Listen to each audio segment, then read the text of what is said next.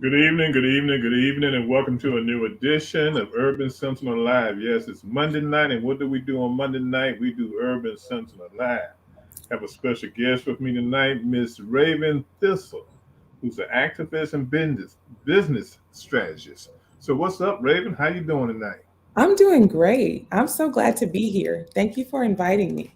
You're welcome. You're welcome. Just very quickly, Raven is an activist, communications consultant, and business strategist. She's educated as a holistic health coach, and her background in public relations and marketing have uniquely positioned her to exercise her passion for social advancement in a variety of ways. When she observed the climbing rates of suicide and stress illnesses among Black Americans, she founded Crown and Calm Company with the mission of empowering Black communities with meditation and other holistic tools. And this is where we want to start at tonight.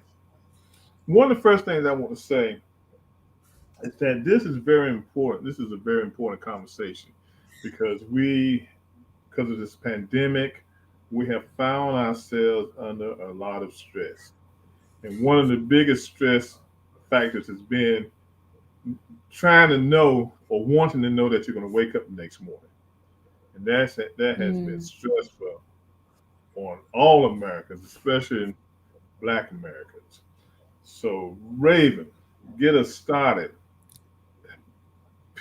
How did you picture what was going on in our society? Well, what I understood from what I was seeing and from my experiences with Black men, Black women, Black children was a need for something that was high touch, like needing something that was easy for them to access. I found that finding a culturally sensitive and culturally competent therapist is not only difficult to do, but because of many other barriers that specifically plague the Black community, it was something that most people weren't willing to try to do or try to put the effort into doing. Um, and those who did find therapists often had tremendous results, including myself. Therapy has been an important part of my life for many years. I discovered meditation and mindfulness actually in therapy. I was struggling with some severe anxiety, and my therapist at the time introduced me to mindfulness. And I can talk more about what that is. And after practicing mindfulness, seeing how easy it just seemed too simple. It was just so simple and it was so effective. And it kind of took me into this rabbit hole where I discovered meditation. And so when I experienced the benefits of it and I moved back to my hometown in North Louisiana, I could easily see where a lot of other people could benefit from it. But because of stigma, because of fear, and many other things, people weren't willing to really try it. And so Okay, I created these things. hold your thought right there for a minute. Okay, I want to catch you while you're going. Okay, Right. the word stigma, the Black community, mental health has always been a stigma. And I remember growing up as a kid and growing up down south, and I'm pretty sure other viewers from down south or anywhere in this country had the same problem. You always had that one person in your family that stayed in the house all the time. They might have been upstairs or locked in the bedroom, but if you asked where so and so was, they always just said they're not feeling good today. And that's how we Mhm. reacted to mental illness. So, Raven, explain to us about the stigma in our community when it comes to uh, therapists and things of that nature. I'm really glad you asked me this question because it has so many layers that are very specific to the Black community. So stigma, for those viewers who are not clear on what it means, is an aversion to a thing because of your own reasons. So in this particular instance, we're talking about an aversion of the Black community to different types of mental health support, or even admitting or acknowledging that it's needed. It started in slavery. It started during slavery when the right to admit that we were in pain was stripped away. when we were dehumanized as a people, when we were, disregarded in every sense of the word, and it was said and it was believed widely that we were incapable of feeling real pain. And so during that time, during those centuries, what we did was internalize, and we did it to save our lives. It became a matter of life and death. And so that type of thinking was passed along from generation to generation. Mothers then taught it to their children. You were not allowed to express emotions. You were not allowed to cry in front of your masters and their families. It would make them uncomfortable. You were not allowed to express your joy and laugh. There was a time when you had to, if you were a slave and you needed to laugh, you had to go into a barrel and laugh. And so being conditioned to hide our emotions was something that continues to be passed down, especially among men. And so from that time, we went through after slavery, during Jim Crow. There's this attitude of be grateful for what you got, and take everything to the Lord, right? Like if you're going through a difficult time or you're feeling the weight of what you're dealing with, you have to just lean on God because there ain't nothing else for you to lean on. And there was no training for how to deal with what we had been through as a people. There was no recovery class after slavery was over. And then after Jim Crow, during the Jim Crow era, where Black people were trained to think that they were still less in every way, mental health was on the back burner, because it's something that you can't see. If your foot was broken, you had to fix that because you had to work. How you felt about how you were treated is something that you can't see. And so we all had to just grit and bear it. Moving into today, a lot of those ideals are still taught into our culture that Black women are supposed to be these strong pillars who can endure anything, and that Black men are supposed to be these silent warriors that carry the burdens of the family and never complain, and that Black children are to be seen and not heard. And the silencing of Black children causes them to grow up believing those same things and not having the skills to have healthy mental and emotional hygiene. Now, I'm glad you brought that up, especially with black men and the way they hold in their emotions. In my father's lifetime, I only saw him cry one time, and that was when his brother died, and we were at the cemetery. Mm, And he didn't cry then; he just shed some tears. You saw tears running down his eyes. And he was from an era and a time where it probably was taught that black men don't cry.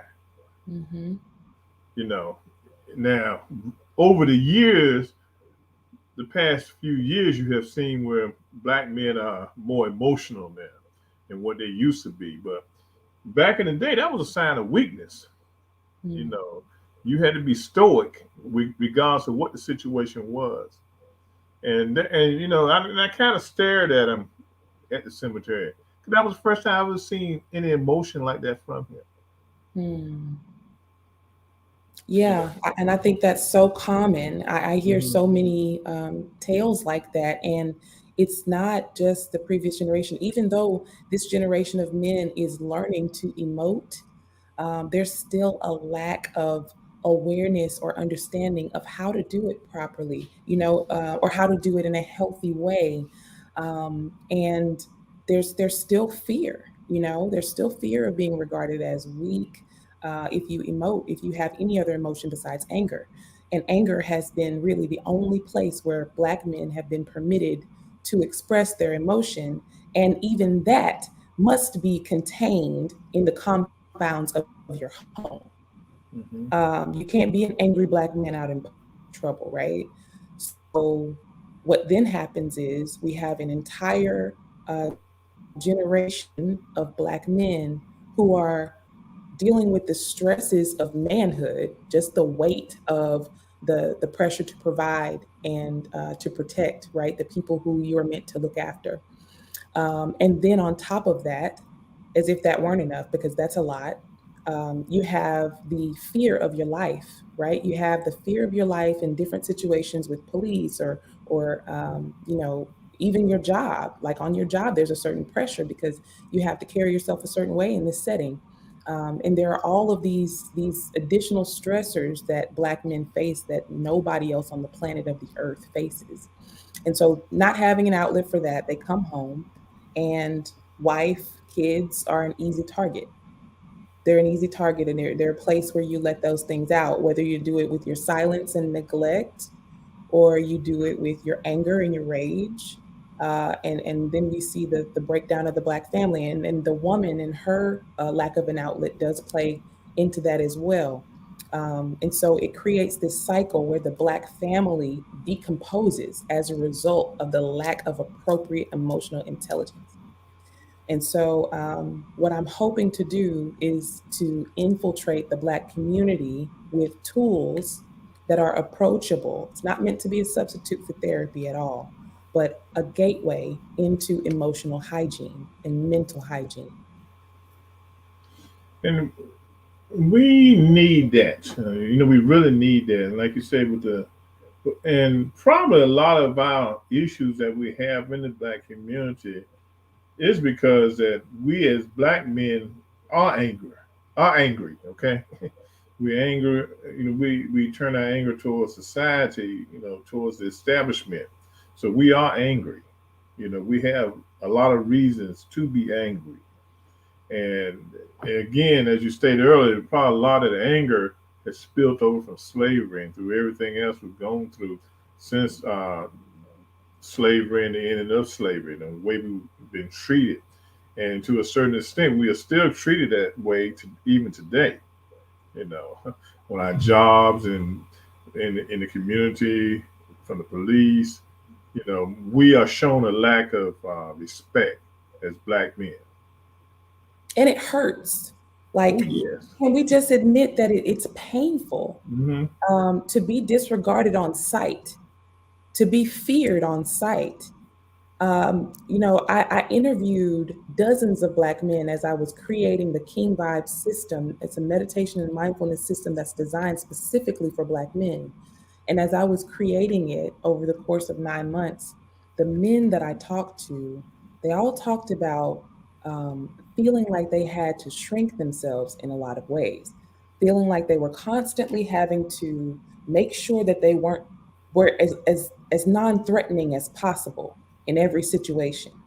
Especially if they're big and tall and strong, they had to be especially mindful, whether they're at the post office or at work, at the gym, to make sure that they're not presenting themselves in a threatening way. But the problem is that our Blackness within itself seems to be the perceived threat. And so we can't escape that. And so I believe that the one of the only ways that we can combat that is with our authenticity, by showing up exactly as we are and making the world sort of, deal with that. And on the other end, how do we deal with it when we go home? How do we deal with the pain of that in a way that doesn't hurt or alienate the people that we love? How do we do it in a way that allows us to recognize ourselves and the traumas that we face in our own youth? I talked about the generational aspect of mental unwellness, but there are so many other things. The upbringing, the wounds from mommy and daddy, that we don't like to address because, as pretty much all people of color are trained to have a regard for our elders. That is something that's common among anybody that's, from anywhere other than America. And Black people are no different. So when we talk about mama, we talk about how much we respect mama. We don't talk about how much it hurt when she was abusive. We don't even want to call it abusive, right? And we don't talk about, if our dad was in our lives, we try our best to regard him when we think of him and not to hold the wounds against them, which is a good thing. But also, we have to reckon with our own emotions. We have to reckon with our own Hmm. truth. So, over the course of our lives of silencing ourselves, we become unrecognizable to ourselves. We don't even recognize our own emotions or know how to put a name to them. Do you think? the way we were punished as children has had has played on our psyche. Absolutely. Because I'm old school, okay? Then I'm old school, okay? Right? And I got my butt toe up. I told somebody one time, I said, "Now, I guess I was an abused child coming up because my father, when he got a hold of me, Lord have mercy, it was a beat down, but it was done out of love, okay? It was done out of keeping me on the straight and narrow because I have friends who are dead. Their parents really weren't strict on them as far as how they handled them. I guess I turned out okay. I'd say you turned out awesome. Yeah. Um, So I look at it from two different viewpoints. I looked at it was a way of having discipline in the house, and at the same time was a way of saying, "Look, this is how I want you to grow up. This is where I want you to. This is where I want you to be at. Okay, I need to keep you quote unquote controlled, so you will grow up to be somebody and make something out of yourselves." Okay, now coming along, I didn't raise my children that way. Okay, I found out other ways to punish them. Okay, now there was some times where I might spank the legs or something like that, to get them to understand, but I didn't give them that hard punishment that I received from my father. So mhm. And I think that in itself is an acknowledgement hmm of the fact that that might not have been the most expedient way to raise you, right? It doesn't mean anything against your dad or anything that, hmm because, and I believe that past generations were doing their best to raise us. But, hmm there's a reason why there's this stereotype that Black kids get spankings and whooped and white kids don't. Where does that come from? It comes from hmm slavery. yeah. During slavery, Black people got beat down. And if your child hmm was unruly in any way, they would get killed. And so Black parents had to beat their kids first. Let me beat the sense into you quick so you understand. You rather have it from me than from them. hmm And it was a way to survive, it was a way to keep you alive. And then over time, that became a part of rearing. Even people kind of reference the Bible, spare the rod, you spoil the child, yeah, right? yeah, yeah. And so people sort of paint that as the way that you train your child to do well and to be well. But I just had to ask myself, is there any person on the face of the earth who I could take into my house and light up and it not be something that I could go to jail for? hmm Is there anybody else who would do something that I didn't approve of and I would strike them? No. My children, I just believe, deserve my respect in a very different way. And I found that I don't have to spank them like now. And it's hard. Sometimes it has been hard. I'm not going to lie to you. Sometimes it's like, okay, look. But in those moments, I've had to ask myself, what Uh-huh. is it that you want? What's the outcome that you want here? I've had to hmm learn hmm new ways to teach them and train them that are hmm beneficial for them emotionally. I don't want them to grow up and have any ounce of resentment for Right. me be the thing that's putting them in therapy. If they needed it, I don't want to be because of Mhm. me. But like I said, parenting has changed. I mean, I look at Mhm. my son and his wife and way how they raise their kids and everything. I mean, every once in a while might be a little tap here, or tap there, but it's more now of taking things away from them, like toys and taking playtime away from them, things of that nature to get them to understand what's right and what's wrong. And I agree with you. Mhm. A lot of it was, our parents were influencing their parents and were influenced by what they saw their parents had to go through and what they took out of slavery. And I think the mentality was that in order to keep some control, you had to beat a person. You Mhm. had to spank a person, and that's all they knew. Okay, and they didn't see anything wrong with it. Okay, they didn't see nothing wrong with it. that's how they're going to run their household, and that's how it was ran. But things have changed. Because now you can go to jail now for spanking a kid, spanking them Yeah. too hard, leaving them bruised on them or something like that. You can go to jail now. I think one key word that you said was control. I think parenting in the past was kind of fear-based parenting. Hmm. And the desire to control your kids, it came from a good place. And you know, a lot of people still kind of parent from that place of control, keeping control of their household and such. I will only speak for myself. I just believe that my children don't belong to me. They are their own people, and I don't need to control them. I need to allow them to grow and cultivate their growth into who God created them to be. Hmm. That's my desire. Um, and so, not to say that you can't spank your kids and still do that, but for me, I choose to enlighten them. So when they do something that I don't think is going to benefit them in the long run, I I ask them, why did you do that?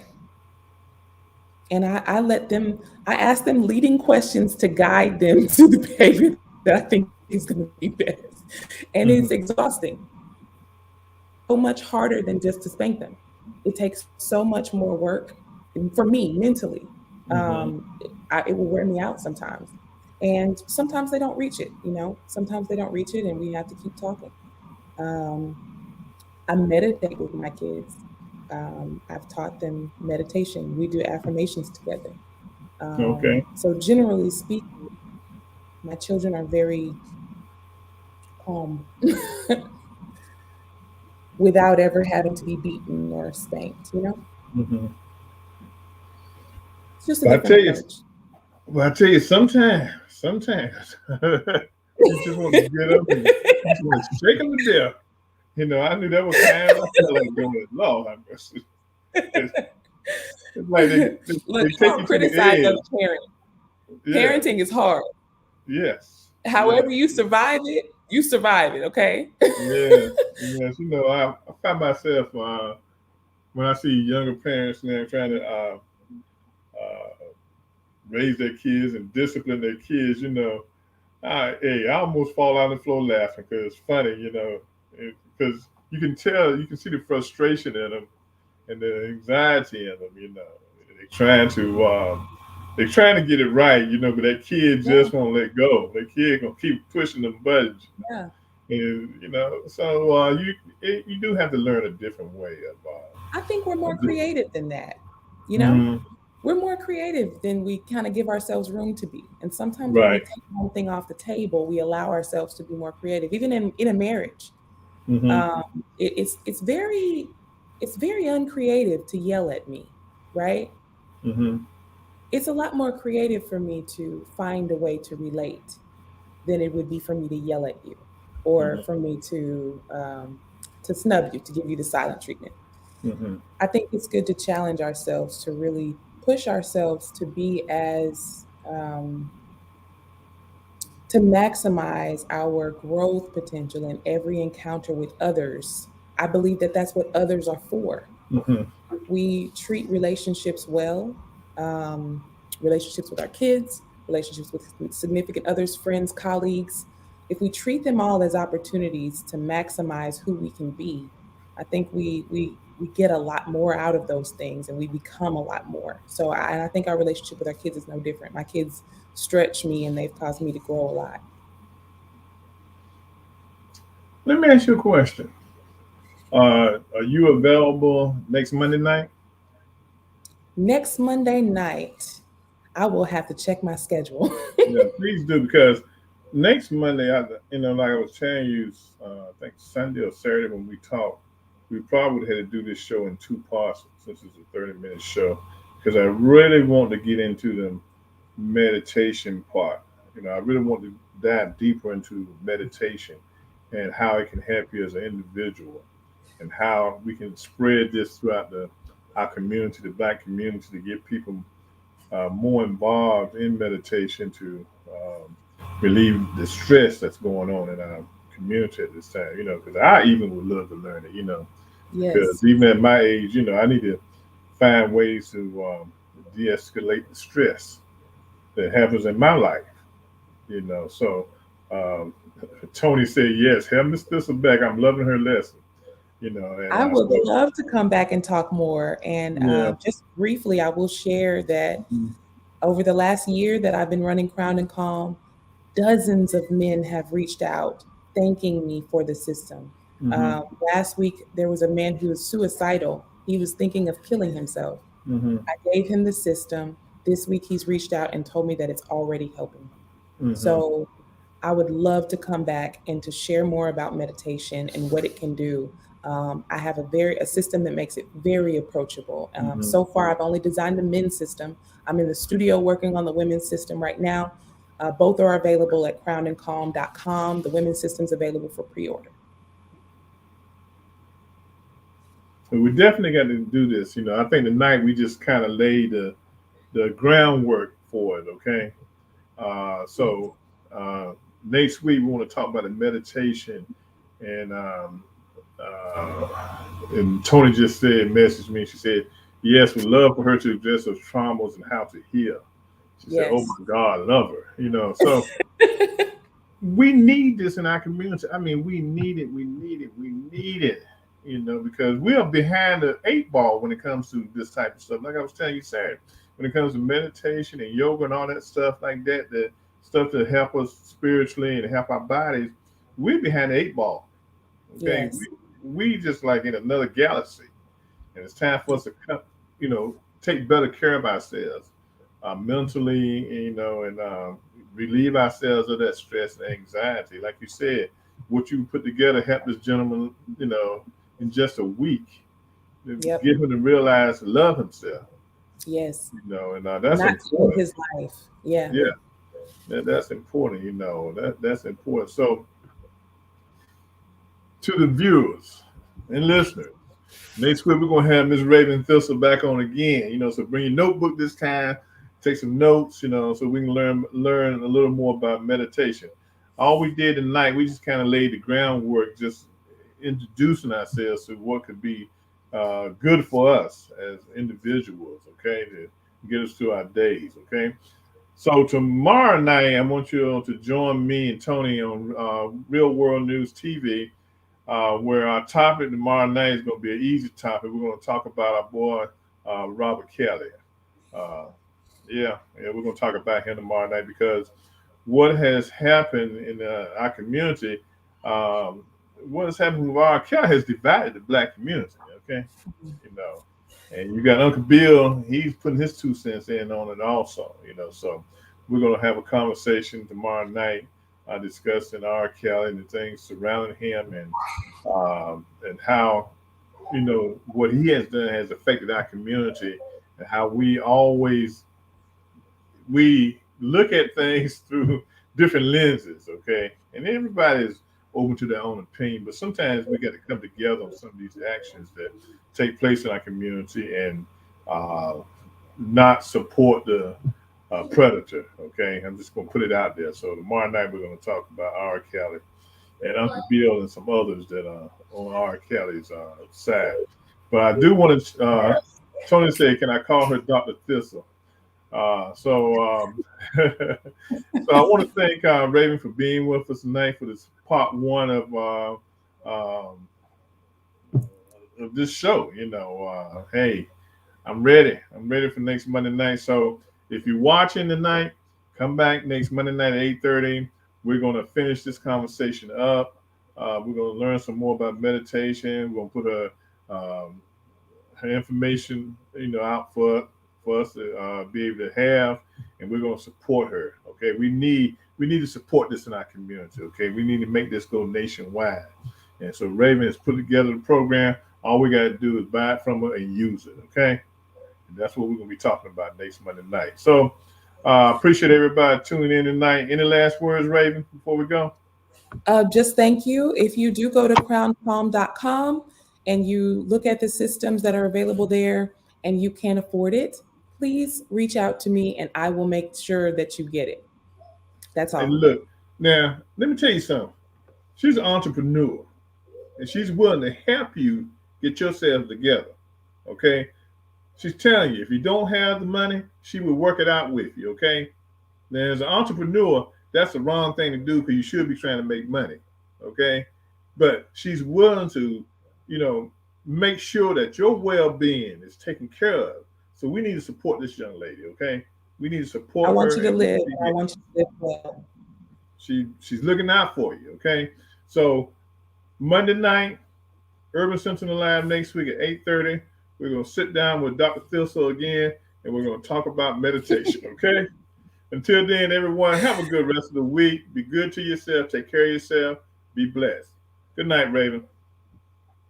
Good night.